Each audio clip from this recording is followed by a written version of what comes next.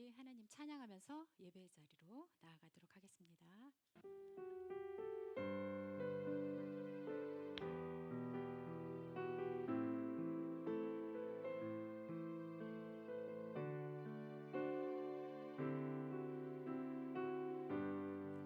나의 안에 거하라. 나의 안에 거하라. 나는 내 하나님이니 모든 환난 가운데 너를 지키는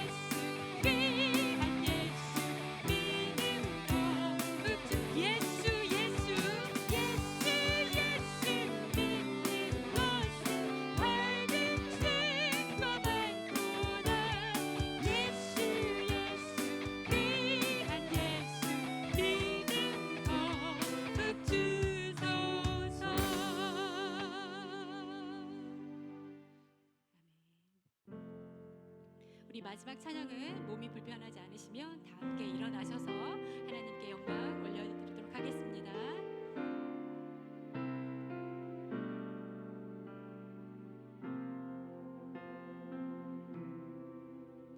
오늘 이곳에 계신 성령님, 우리에게 말씀하시고 우릴 가르치소서.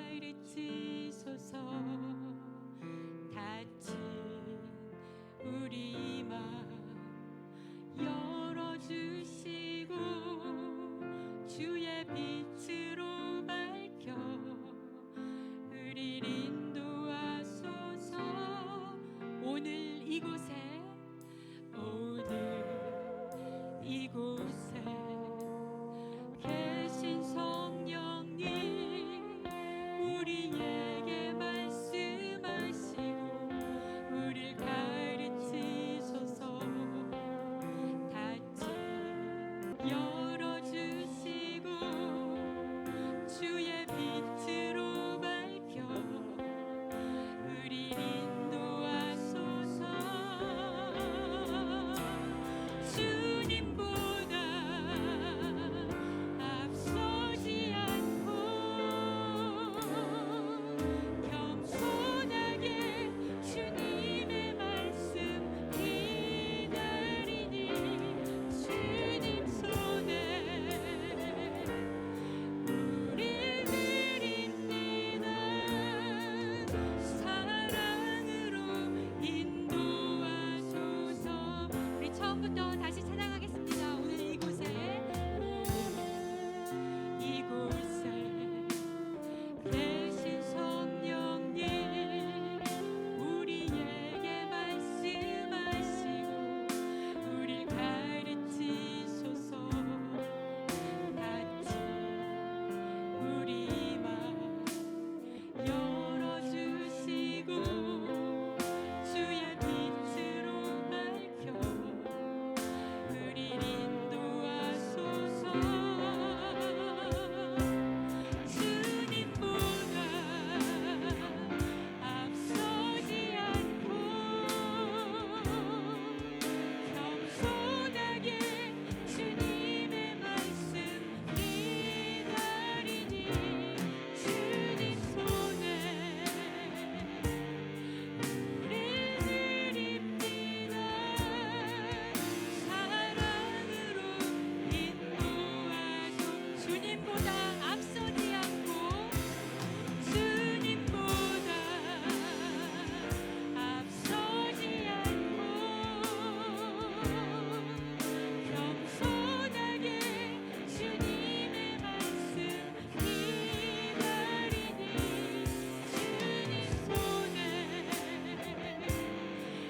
우릴 드립니다. 사랑으로 인도하소서.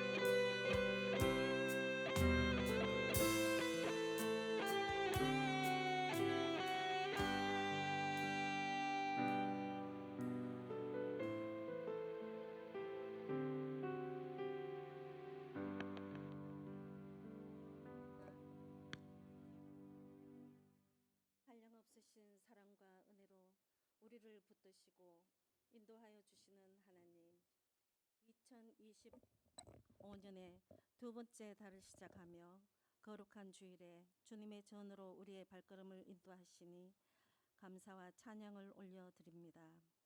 이 시간 성령께서 역사하시어 감동과 감격을 경험하는 귀하고 복된 시간이 되게 하옵소서. 지난 한 달 동안 주님의 손길로 저희들을 붙들어 주시고 모든 순간마다 인도해 주신 하나님, 새해를 시작하며 결심했던 믿음과 다짐을 되돌아봅니다. 게으름과 나태해진 마음을 바로 잡아주시고 첫 마음과 첫 생각을 충만하게 하시어 하나님을 향한 열정과 사랑에 사로잡혀 주어진 사명을 잘 감당케 하여 주옵소서. 이 땅을 살아가는 동안 진정으로 하나님만을 위하여 살아가기를 원합니다. 단 한순간도 주님으로부터 멀어지지 않는 매일의 삶이 되게 하옵소서. 주님의 몸된 이 교회가 주님의 사랑과 진리 위에 굳건히 서서 복음 전파와 사랑 나눔의 사명을 충실히 감당하게 하옵소서. 이 땅에 맡겨진 사명을 잘 감당하는 착하고 충성된 종과 같은 교회가 되게 하옵소서.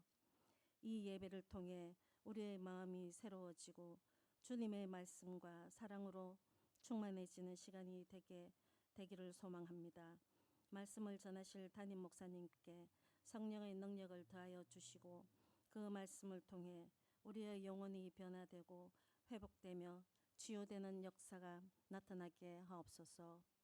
아름다운 목소리로 찬양을 올리는 찬양팀의 찬양을 기뻐 받아주시고 보이지 않는 곳에서 헌신하며 봉사하는 손길들을 기억하시고 한없는 축복의 은혜를 베풀어 주옵소서. 교육관 건축이 주님의 은혜 가운데 아름답게 완공되어 가고 있습니다. 지금까지 지켜주신 주님의 한량없는 사랑과 은혜에 감사드리며 이곳에서 주님의 귀한 자녀들이 주님 나라의 사업을 위하여 쓰임받는 큰 일꾼들이 되게 하옵소서. 믿음으로 승리하여 주님의 영광을 드러내는 삶을 살아가게 하여 주시옵기를 원하오며 이 모든 말씀 우리 주 예수 그리스도의 이름으로 기도드립니다. 아멘.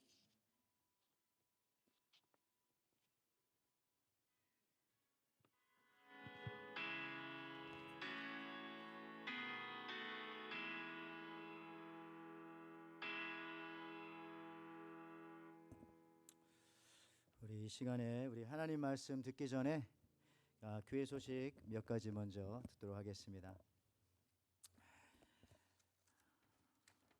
주보를 한번 같이 보시겠어요? 우리 예배 후에 2월 정기 당회가 있습니다. 그리고 우리 성경 통독반 오늘부터 시작을 했습니다. 그래서 아마 잘 진행되어지고 있었습니다. 그래서 여러분들 같이 초반부니까 혹시나 더 참여할 수 있을지 모르겠습니다만 한번 이선희 권사님에게 문의해 주시면 감사하겠습니다. 사랑방 모임 우리 2월부터 시작을 합니다. 우리 성도님들, 우리 사랑방자님들 말씀 또 잘 따라서 같이 협조해 주시고 같이 모임 가져주셨으면 감사하겠습니다. 그다음에 저희가 이 교회 건축을 하고 있고요. 건축에 지금까지는 큰 차질이 없습니다. 여러분 같이 기도해 주셔서 또 완성하는데도 뭐 여러 가지 면에 있어서 부족함이 없으리라고 믿습니다. 그러나 건축도 중요하지만 우리 또 신앙이 올바르게 잘 세워져야 하지 않겠습니까? 그래서 저희가 이 건축을 위한 부흥회 같이 한번 봄도 됐고 하였으니 개최하려고 합니다. 장학봉 목사님 우리 하남의 성안교회 모시고 2월 28일 이달 마지막 금요일부터 3월 1일 2일 주일 본교회에서 같이 갖기로 합니다. 여러분들 또 전도에 좋은 기회 되시기 바라고 여러분들도 지금부터 시간을 좀 이렇게 빼놓으셨다 같이 참여해서 은혜 받고 함께 나가기 원합니다. 세금 보고를 위한 헌금 증명서 원하시는 분들을 나가시면서 안내 테이블에 이렇게 사인업 해주시면 되겠습니다. 그리고 다른 광고들 여러분 주보 같이 봐주시기를 바랍니다. 자, 우리 이 시간에는요 이렇게 또 이렇게 처음 보시는 분도 계신데 저한테 이렇게 소개지는 없는데 하여튼 여러분들 환영합니다. 자, 우리 다 같이 박수로 몇 분 계신데요. 그래요. 자, 우리 이 시간 하나님께서 우리들에게 주시는 말씀이 있습니다. 시편 57편 1절에서 11절 말씀입니다. 우리 한 절씩 같이 교독하겠습니다.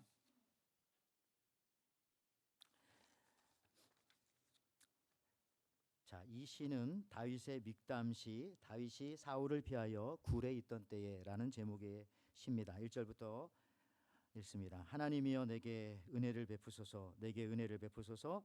내 영혼이 주께로 피하되 주의 날개 그늘 아래에서 이 재앙들이 지나가기까지 피하리이다.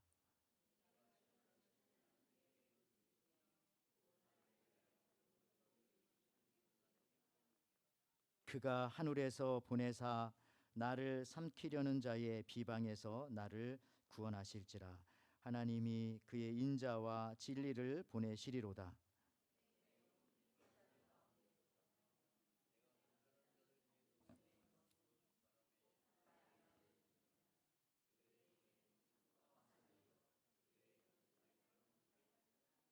하나님이여 주는 하늘 위에 높이 들리시며 주의 영광이 온 세계 위에 높아지기를 원하나이다.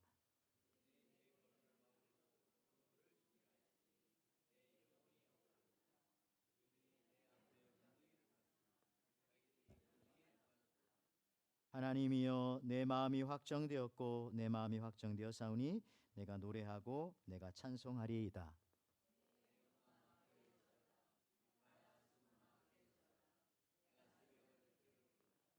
주여 내가 만민 중에서 주께 감사하오며 문나라 중에서 주를 찬송하리이다.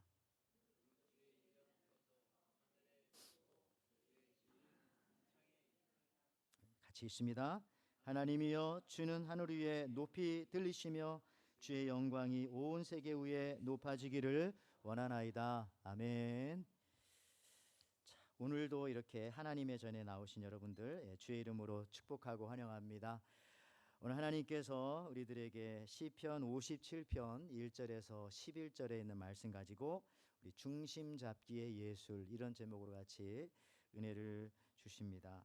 우리 옆 사람과 함께 이렇게 한번 인사해 보겠습니다. 지난주 설교 기억하실는지는 모르겠지만 그 제목을 넣어서 이렇게 인사하겠습니다.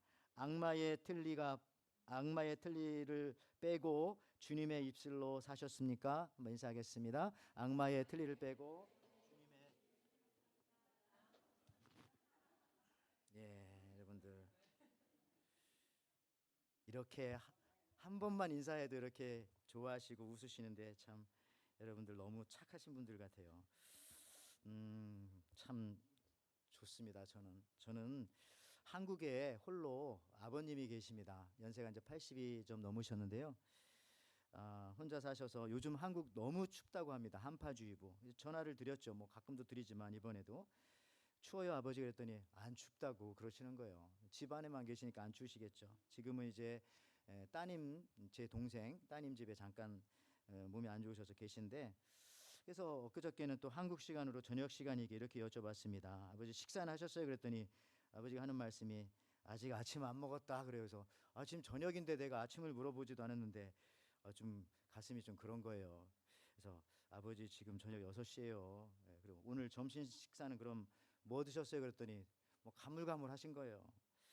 야, 아직 아버지가 치매는 아니신 것 같은데 끼가 있나? 치매 끼가 걱정이 되는데 한국은요 60대 이후부터 그 치매 예방약을 신청하면 줍니다. 그래서 이제 우리 아버지도 아마 오래전부터 계속 드시고 계신가 봐요. 그래서 안 드시면 조금 잠깐 그럴 수도 있지만은 괜찮으신 것 같다고 믿습니다.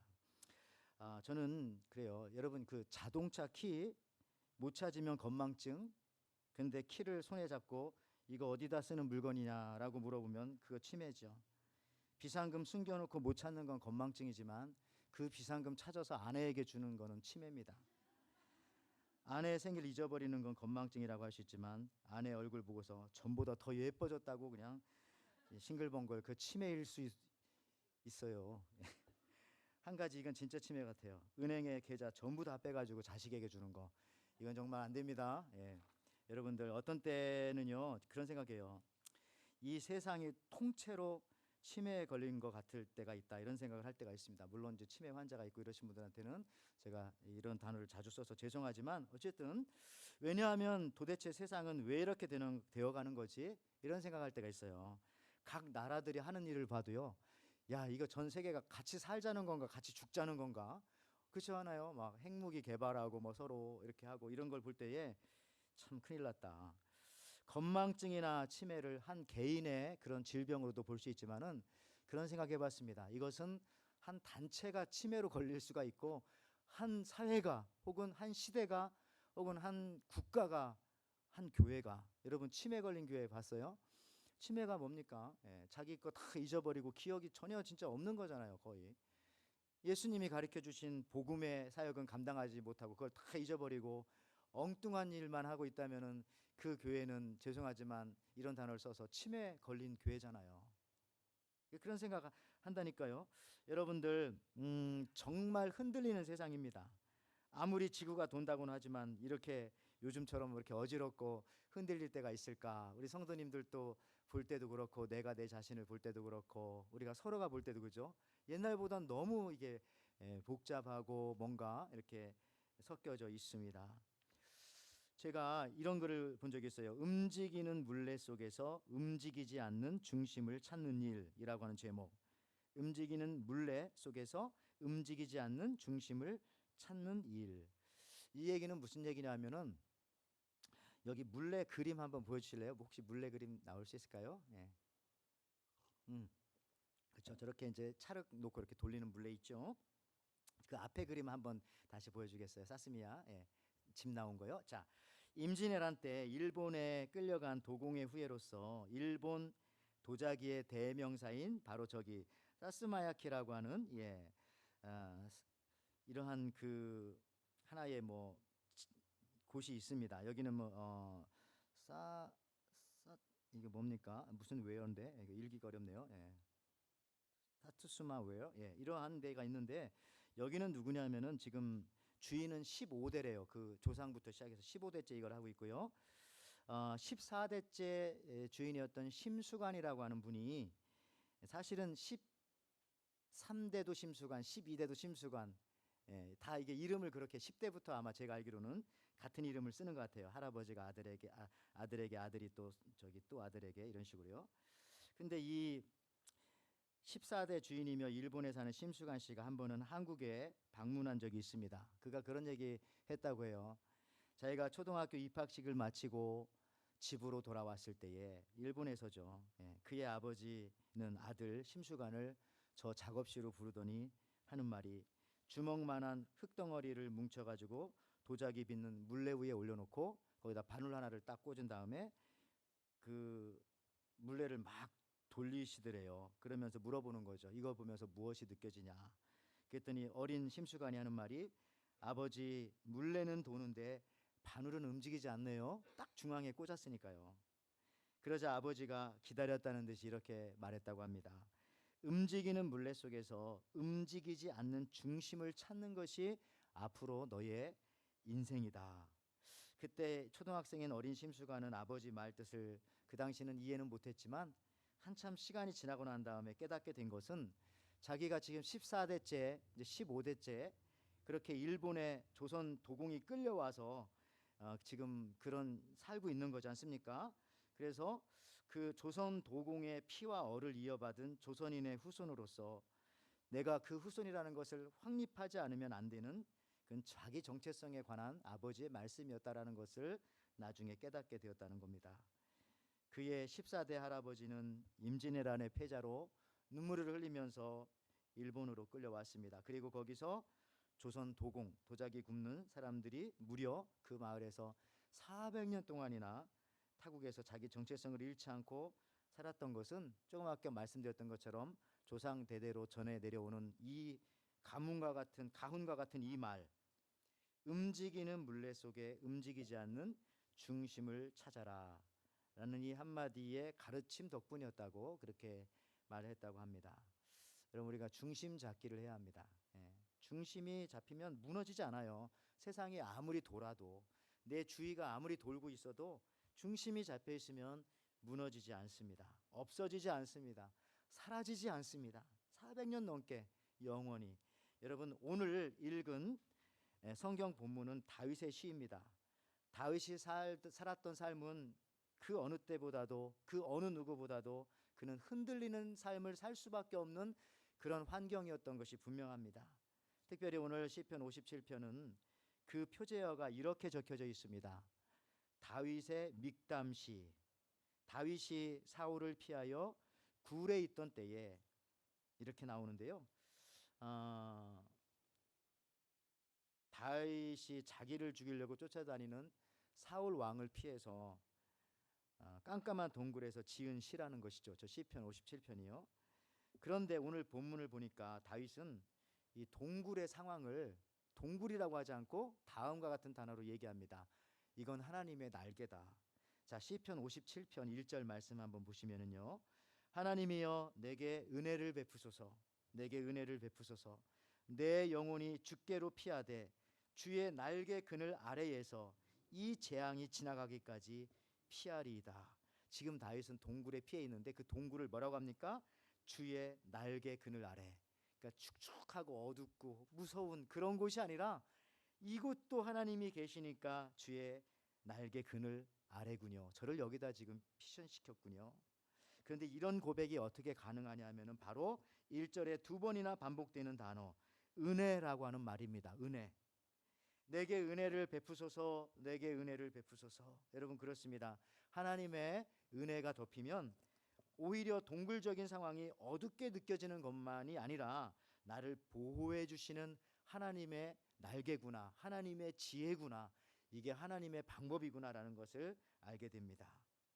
정말 은혜가 넘치면 어느 때는 사업이 잘 안 되는 것이 은혜라고 느껴질 때가 있어요. 내가 사업이 잘 됐으면 이렇게 예배 드릴 수 있을까?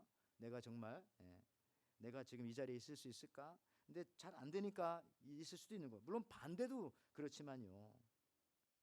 어떤 사람은 내가 이민 와가지고 이렇게 외로운데 그런데 이게 주의 날개 그늘 아래였구나.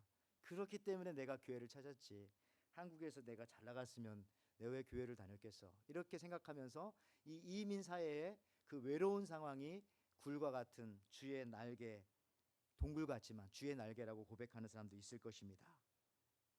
목회자로서 저는요, 이 일부의 때는 못생겼다고 했는데 그렇지는 않고 이 잘생기지 않은 이 얼굴이 참 감사다. 잘생기기까지 해봤어요. 얼마나 힘들겠어요. 잘생기지 않아서 여러분들이 웃지 않아 주시니까 좀 이상하긴 하네요.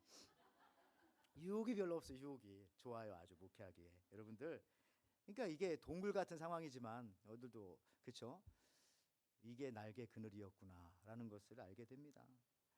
어떤 분은 몸에 병이 생긴 것을 감사하는 분도 있더라고요. 내가 몸이 성하면 내 마음대로 돌아다닐 텐데 몸이 이렇게 안 좋으니까 예배에 집중할 수 있었다. 근 10년 동안은 이렇게 고백하는 고백도 들어봤습니다. 여러분 은혜가 연속적으로 덮으면요. 모든 상황이 다 다르게 해석되어지는 것입니다. 은혜가 임하고 임하니 동굴이 바로 하나님의 날개였구나라는 것을 느낄 수 있었다는 것이죠. 은혜는 여러분 이렇게 모든 상황을 뛰어넘어서 모든 것을 다르게 보게 할 수 있는 그런 능력이 여러분 있는 것입니다. 또한 하나님의 은혜가 임하면요. 나를 대적하며 방해했던 것들이 작게 보입니다. 작게. 여러분 6절 말씀 한번 보시면 사울이 아무리 다윗이 가진 군사보다 6배가 많았어도 그러니까 다윗은 지금 400명 좀 늘어나서 600명이고요. 사울은 다윗을 죽이려고 3,000명을 끌고 다녀요. 그러니까 다윗의 입장에서는 나보다 대여섯 배 많은 군사들 얼마나 걱정이 되겠습니까마는 그렇게 하지 않았어요. 다윗은 그 대적들의 모습에 쫄아드는 것이 아니라 하나님이 함께 하실 때 골리앗이 강아지처럼 보였던 것 같지요. 여기 시편 57편 6절에 이렇게 고백합니다. 그들이 내 걸음을 막으려고 그물을 준비하였으니 내 영혼이 억울하도다. 그들이 내 앞에 웅덩이를 팠으나 자기들이 그 중에 빠졌도다. 네트라고 하잖아요. 아니면 여기 피트. 그러니까 이게 아무리 그 적들이 그 오늘 성경에 보면은 창을 가지고 오고 칼을 가지고 오고 각종 무기를 가지고 다윗을 위협해도 다윗의 눈엔 그것이 뭘로 보였어요? 그물로 보였어요. 그물은 끊어버리면 되는 거죠. 그 다음에 자기를 가로막는 큰 강이나 큰 바다나 엄청나게 큰 뭐 이런 뭐 그런 게 아니라 그냥 웅덩이 피트 그냥 뛰어 넘어가면 되고 잠깐 피해가면 되고 이런 걸로 보이더라는 것입니다. 여러분 그래서요 하나님의 은혜가 임하여 중심을 잡고 보면 대적들의 공격이 그렇게 크게 보이지 않는 겁니다. 그 문제가 그렇게 크게 보이지 않는 거예요. 그러니까 그 문제를 능히 해결할 수 있을 뿐만 아니라 그 문제 때문에 결코 두려워하지 않습니다. 왜? 그것이 그물 정도로 작은 구덩이 정도로 밖에는 보이지 않기 때문에. 진짜 그러냐고요? 진짜 그렇다니까요. 여러분들 신앙과 우리가 믿음이 임하면요 그때 그렇게 크게 보이던 문제, 내게 해결할 수 없었을 것 같은 문제가 크신 하나님을 만나니까 상대적으로 작게 보이고요. 자녀의 문제가 그렇게 내 마음속에 그냥 짐이 되고 두렵고 그랬는데 하나님 만나니까 그것도 별거 아니고, 왜? 하나님께서 우리 자녀 키워줄 텐데 뭘 걱정합니까? 예. 직업의 문제가 그렇게 크게 느껴졌는데 이거 아니면 나 다 죽을 것 같은데, 그러나 하나님이 크게 느껴지니까 하나님이 더 좋으신 것을 주시려고 이렇게 준비하시는구나. 예. 질병의 문제가 작게, 급기야 인간이라면 누구나 두려워하는 그 죽음의 문제가요, 죽음 앞에서 누구나 다 벌벌 떨잖아요. 대기업 회장도 벌벌 떨잖아요. 그렇지만은 예수 믿는 우리들, 크신 하나님을 만난 우리들에게는 그 죽음의 문제조차도 능히 끊고 넘어갈 수 있는 그물과 같고요, 능히 뛰어넘어갈 수 있는 웅덩이, 작은 웅덩이처럼 보이는 것입니다. 여러분들 은혜가 임하면 다 이기고 다 벗어날 수 있습니다. 그래서 여러분 우리 기독교에서는요 절대로 담배를 끊으라고 하지 않아요. 물론 옛날엔 끊었는데 이제는 그런 말 안 할 거예요. 술을 끊으라고 하지 않을 겁니다. 강제로 끊는다고 하면 더 끊어요. 끊겠어요? 더 생각나죠?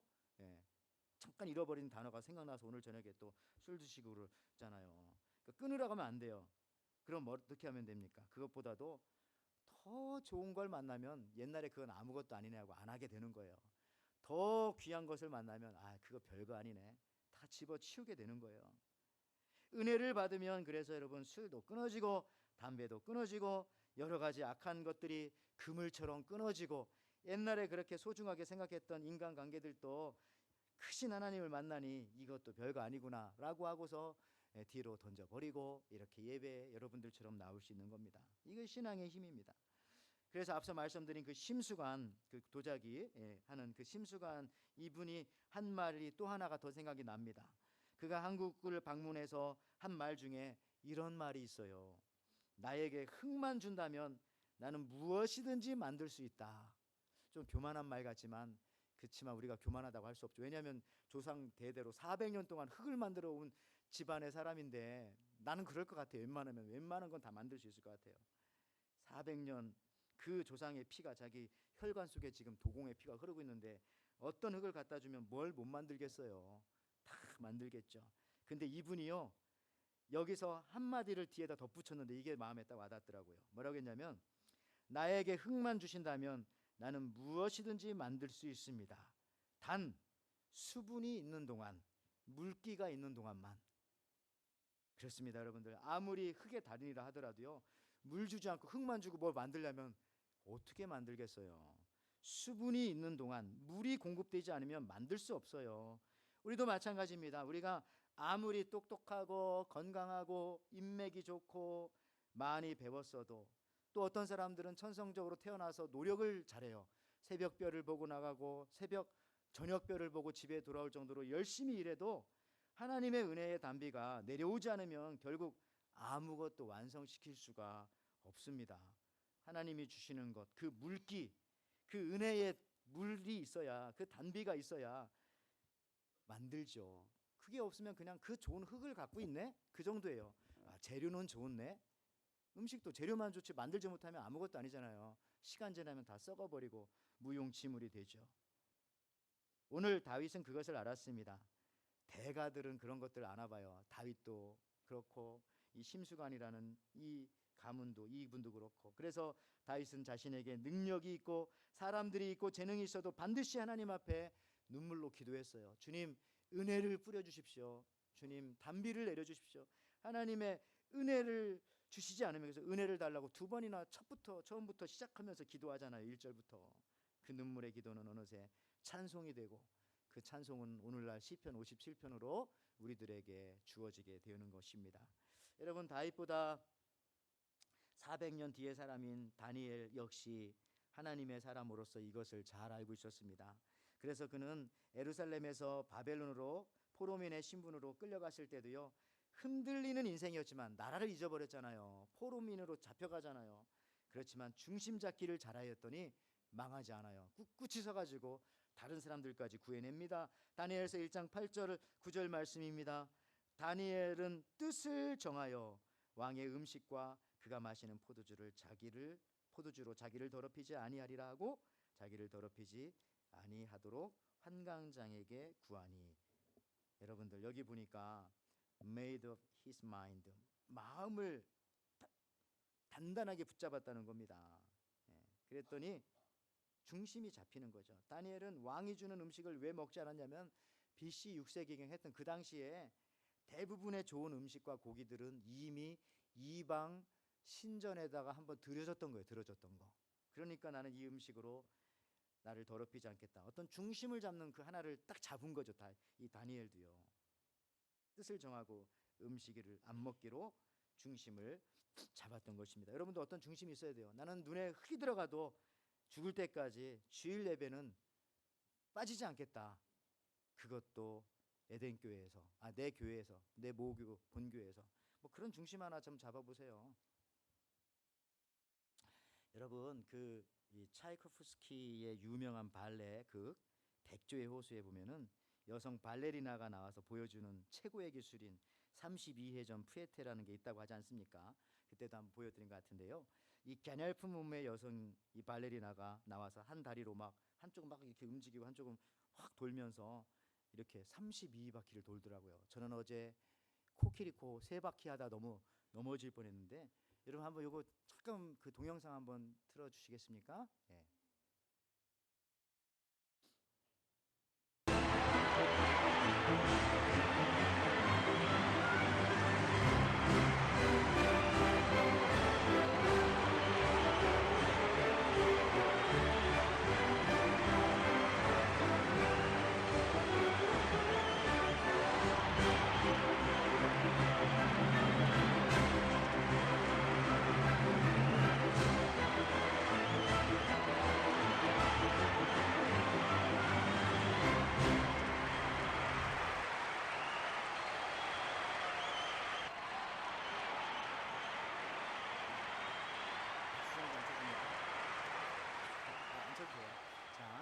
여러분들 이건 돈키호테입니다. 이제 근데 백조의 호수에도 나와요. 근데 백조의 호수 건 내가 동영상 받아봤더니 좀 민망한 그런 남자들이 막 옷을 입고 나와서 이제 이걸로 좀 어두운 걸로 바꿨는데 여러분들 어떻게 이렇게 30회 전할까? 여러분 이미 들어서 아실 거예요. 어떻게 합니까?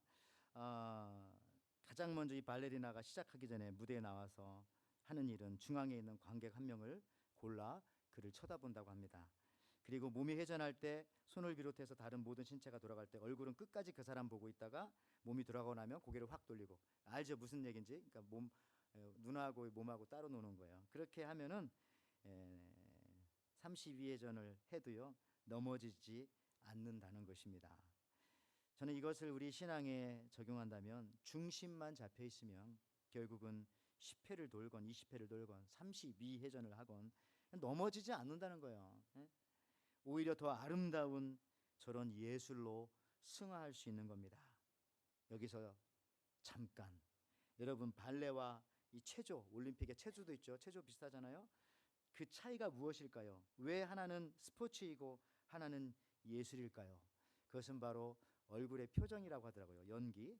그래서 발레가 올림픽의 종목에 들어가지 않는 것은, 그래서 올림픽 종목에 들어가서 운동장에서 경기하지 않고 국립극장이나 저런 데서 하는 것은, 발레는 기술이 아니라 예술이기 때문에 그렇다고 합니다. 기술과 예술을 가르는 차이가 뭐냐면 바로 얼굴 표정, 연기. 물론 제가 기술을 무시하는 건 아닙니다. 요즘은 기술이 또 기술 배워야 되지만, 근데 여러분들 신앙생활을 어떤 사람은 기술적으로 하는 사람이 있는가 하면 어떤 사람은 예술적으로 승화시켜서 하는 사람의 차이가 있다는 거예요. 기술을 무시하는 건 아니지만 여러분들도요 예술의 단계로 한번 승화되시기 바랍니다. 표정 관리를 좀 잘 하시기 바랍니다. 표정 관리를. 특히 여러분들 다윗이 이런 흔들리는 상황 속에서도요, 중심을 잃지 않았던 것은 그 동굴 속에서 무엇을 보았는가? 아까 그 발레리나처럼 바로 하늘을 봤어요. 하늘을. 하나님을 본 거죠. 하나님을. 여러분, 동굴에서 하늘이 보입니까? 근데 이 다윗을 보면요, 그 동굴 속에서 하늘을 바라보았다는 거예요. 오늘 성경이 그것을 말씀해 주십니다. 시편 57편 3절, 5절, 10절, 11절에 보면, 여기 3절부터 보면요, 그가 하늘에서 보내사 나를 삼키려는 자의 비방에서 나를 구원하실지라. 좀 넘어가서 5절에도요, 하나님이여 주는 하늘 위에 높이 들리시며, 10절과 11절은 파워포인트 없습니다만 여러분 주부에 나오지만요, 10절에 하늘에 미치고 11절에 하늘 위에 높이 들리며. 여러분, 지금 동굴에 있는데도요, 야, 칙칙하다, 어둡다, 뭐 바닥이 어떻다 이 얘기하지 않고요, 깜깜한 동굴 속에서도 뭘 얘기한다고요? 하늘을 4번이나 얘기하잖아요. 그 얘기인즉슨 동굴 속에서 다윗은 하나님을 보고 있었다는 거죠. 주만 바라볼지라, 하나님을 바라보고 있었다는 것입니다. 다윗의 시를 보십시오. 얼마나 이게 예술적입니까? 다윗의 시는 기술적으로 제가 잘 써져 있는지 그건 잘 모르겠어요. 제가 시인은 아니니까. 그러나 영혼이 묻어나는, 이게 완전히 예술 아닙니까? 또한 예술의 극치인 신비로운 신앙의 세계의 작품이라는 거예요. 어떻게 동굴에서 이런 말을 할 수 있을까? 하늘에 미치며. 동굴은 여러분들 흔들리는 곳이에요. 흔들리는 곳. 동굴에서 뭐까지 흔들리는지 알아요? 동굴에 가면요, 목소리까지 흔들리니 다우. 동굴은 에코가 있잖아요. 안녕하세요 요 이게 리버브가 막 되면서, 그러니까 동굴은요 진짜 다 내 삶도 흔들린다. 거기서 다윗이 절망했으면 진짜 모든 게 흔들려서 여기서 끝내자 이럴 수도 있었을 거예요. 그렇지만은 하늘을 보니까 목소리조차 흔들리는 동굴에서도 하나님을 바라보면서 그가 거기서 더 큰 하나님의 사역들을 감당하게 되지 않습니까? 어떻게 가능하냐? 시편 57편 7절 말씀, 하나님이여 내 마음이 확정되고 내 마음이 확정되어 싸우니 내가 노래하고 찬송하리이다. 세번역 성경에는요, 하나님 나는 내 마음을 정했습니다. 나는 내 마음을 확실히 정했습니다. 내가 가락에 맞추어 노래를 부르겠습니다. 그렇죠? 여기 NIV에는요, My heart is steadfast. 그 다음에 킹 제임스 버전에는 My heart is fixed라고 말하잖아요. 마음이 딱 굳혀진 거예요. 뭐 흔들 수 없어요. 설교 초반에 말씀드렸던 심수관 얘기 한 번 더 하고 이제 설교를 마무리하겠습니다. 너무 많이 심수관 얘기를 하지만, 왜 도자기를 만드는 선조들이 무엇보다도 자기 정체성을 그렇게 중요하게 여겼을까? 자기 정체성의 인식과 확립이 없이는, 다시 말해서 그들이 일본으로 끌려가서 일본 도공들의 그 기술만 흉내 내려다가 외국 땅에서 나중에는 삶의 뿌리도 없어지고 평안도 없어지고 기쁨도 없어지고 아무것도 누릴 수 없었을 것이라고 생각했기 때문에 그들은 자기 정체성을 끝까지 놓지 않았던 거예요. 그렇다면 여러분, 우리 참된 신앙인이란 무엇인가? 참된 신앙인이란 움직이는 세상 속에서도요, 흔들리는 세상 속에서도 움직이지 않고 흔들리지 않는 하나님의 말씀의 중심을 받고 그것을 추구하고 살아가는 것입니다. 그런데 그것은 자기 정체성의 인식과 확립에서부터 시작된다. 내가 누군지를, 나는 하나님의 자녀다. 다윗처럼 들판에 푸른 초장에 있을 때도 나는 하나님을 아버지라고 불렀지. 나는 이렇게 어두운 동굴 속에 들어와서도 하나님을 아저씨라고 부르지 않고 아버지라고 부르지. 나는 사업이 잘 될 때도 하나님 감사합니다, 하나님 아버지라고 불렀지만 사업이 다 망했어도 하나님을 아버지라고 부르는 사람이지. 정체성이 정확하게 나오지 않습니까? 성공했을 때에도 하나님을 아버지로, 실패했을 때에도 하나님을 아버지로. 우리 사랑하는 성도 여러분, 참된 평화와 기쁨의 삶은 여러분들 바로 여기서부터, 이 세상에서 사람을 살리는 생명의 사람이 되기를 여러분 정말 원하십니까? 그렇다면 우리가 세상에 살되 결코 세상에 속한 자가 아니라 진리에 속한 자라고 하는 우리의 정체성을 분명히 알고 살아야 하겠습니다. 14대 15대 심수관 혈관 속에는 심수관의 피가 흐르고 있듯이 다윗에게는 예수의 피가 흐르고 있었고, 베드로 바울에게 예수의 피가 흐르고 있었고, 이 똑같은 피가 오늘 예수를 믿고 예수님을 나의 구세주라고 믿는 우리 혈관 속에도, 우리 속에도 흐르고 있다는 사실들을 여러분들 잊지 마시기를 바랍니다. 비파와 수구마 깰지어다, 내가 새벽을 깨우리로다. 오늘 이 시편 57편은 이렇게 끝나잖아요.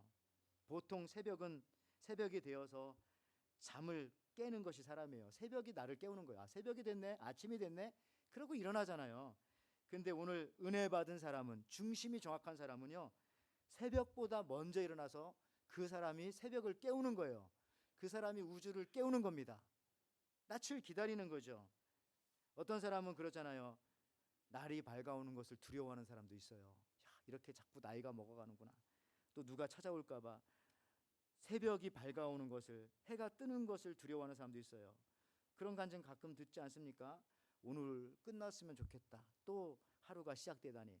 우리는 그런 사람이 아니라 여러분 다윗과 같이 먼저 일어나서, 내가 중심이 있으니까, 하나님이 계시니까 새벽보다 먼저 일어나서 새벽을 기다리는 사람들입니다. 새벽을 깨우는 사람들입니다. 흔들리는 세상 속에서 중심을 차린 사람들의 놀라운 변화가 바로 이 한 가지의 모습으로 표현되잖아요. 시편 57편 8절 말씀, 내 영광아 깰지어다, 비파야 수구마 깰지어다, 내가 새벽을 깨우리로다. 여러분, 새벽에게 깨움을 당하면 안 됩니다. 여러분들이 중심 잡았으니까 이제부터 이 날을 깨우면서 살아가시기 바랍니다. 우리 가운데 이런 사람이 있으면 그 공동체는 문제가 없습니다. 우리 교회에 이런 사람이 있으면 그 교회는 문제가 없습니다. 이렇게 새벽을 깨우는 분이 여러분의 가정에 있다면 그 가정은 결코 망하지 않을 겁니다. 아무리 동굴적인 상황이 다가와도 그 나라는 문제가 없습니다. 은혜의 담비로 충만하여 중심을 잡은 것이기 때문에 그렇습니다. 우리 여기 계신 여러분들이 바로 저는 그런 사람들이라고 그렇게 믿습니다. 흔들리는 세상, 흔들리는 환경과 소리, 사람들 속에서 여러분들이 중심을 딱 잡고 서 계심으로 모두가 여러분들 때문에 축복받고 모두가 예수 그리스도와 통해서 은혜를 누리는 이 한 주간이 되시기를 주님의 이름으로 축원을 드립니다. 아멘.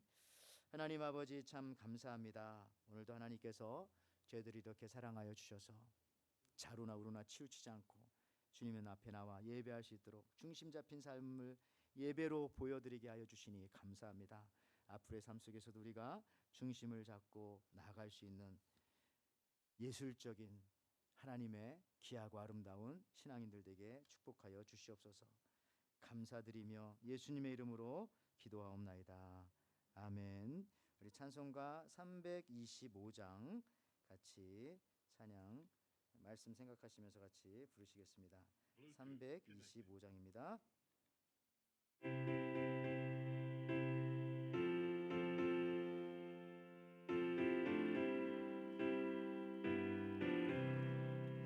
예수가 함께 계시니 시험이 오나 겁없네. 기쁨의 끊어 내시는 예수를 위해 삽시다. 날마다 주를 섬기며 언제나 주를 기리고 그 사랑 안에 살면서 딴 길로 가지 맙시다. 이 세상 사는 동안에 주 이름 전파하면서 무한한 상급 주시는 예수를 위해 삽시다. 날마다 주를 섬기며 언제나 주를 기리고 그 사랑 안에 살면서 딴 길로 가지 맙시다. 이 세상 친구 없어도 예수는 나의 친구니 불의한 일을 버리고 예수를 위해 삽시다. 날마다 주를 섬기며 언제나 주를 기리고 그 사랑 안에 살면서 딴 길로 가. 우리 다 일어나셔서 찬송하시겠습니다. 주께서 심판하실 때 잘했다 칭찬하리니 이러한 상급 받도록 예수를 위해 삽시다. 날마다 주를 섬기며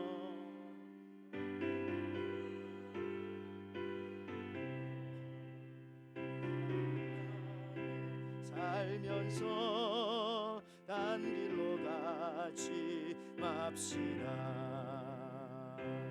아멘.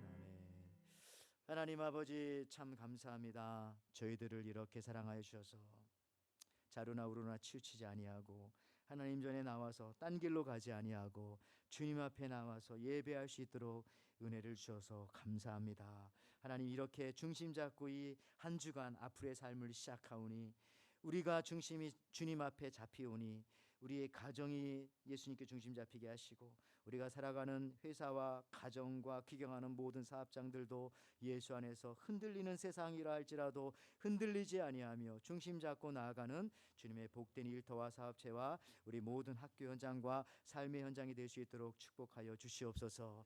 그 은혜에 감사하여 저렇게 하나님 앞에 예배하러 나오며 귀한 예물도 주님 앞에 올려드립니다. 이 예물을 하나님 기쁘게 받아주시고 하나님 아버지 우리의 자녀들을 비롯해서 우리의 교회에 여러 가지 어려움 속에 있는 가정들이 있습니까? 오늘 다윗의 고백과 같이 동굴 속을 지난다 할지라도 그 모든 문제가 크신 하나님을 만나니 그물처럼 작은 웅덩이와 같이 여겨져서 모든 것들을 능히 끊고 뛰어넘어 해결하고 승리하며 나갈 수 있는 우리 에덴의 귀한 성도들에게 주님 축복하여 주시고 인도하여 주시옵소서. 교회 건축을 비롯해서 여러 가지 하나님 사역들을 위해서 주께서 축복하여 주시고 특별히 성경 읽기 새롭게 시작했습니다.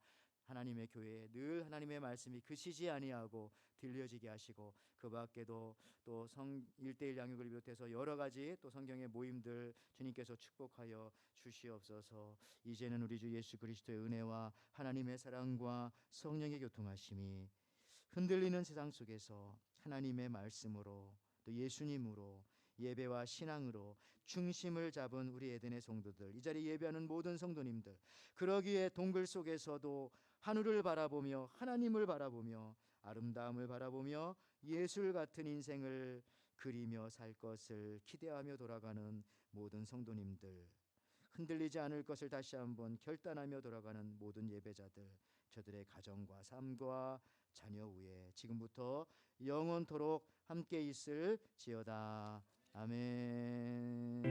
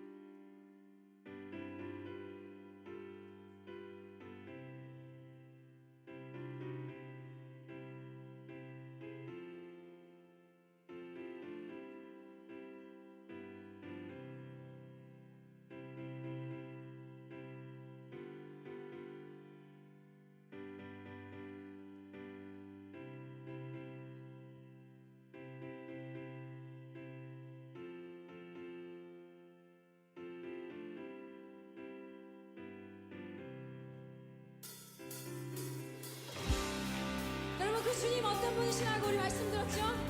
주님의 친구 되심을 믿으십니까? 믿으십니까? 우리 주님 함께 노래합시다. 함께 고백합니다.